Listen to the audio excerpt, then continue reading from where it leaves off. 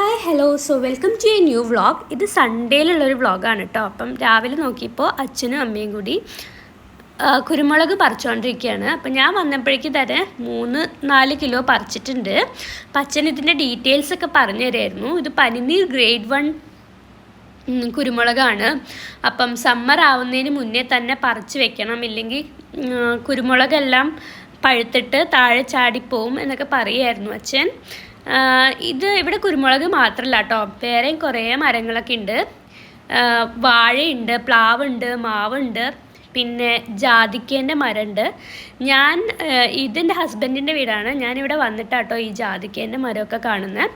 അതേപോലെ ഇവിടെ സപ്പോർട്ടേൻ്റെ മരമുണ്ട് കേട്ടോ. ഇതൊക്കെ കാണാത്തവരുണ്ടാവും എന്ന് എനിക്കറിയാം. സപ്പോർട്ടേൻ്റെ മരമൊന്നും എൻ്റെ നാട്ടിൽ ഞാനധികം കണ്ടിട്ടില്ല. ഇതാണ് കേട്ടോ സപ്പോർട്ടേൻ്റെ മരം. ഇതിൽ സപ്പോർട്ട് ഈ വർഷം കുറച്ച് കുറവാണ്, പക്ഷേ കഴിഞ്ഞ വർഷമൊക്കെ നല്ലോണം ഉണ്ടായിട്ടുണ്ടായിരുന്നു കേട്ടോ. ആൻഡ് ഇതാണ് ജാതിപത്രീൻ്റെ മരം.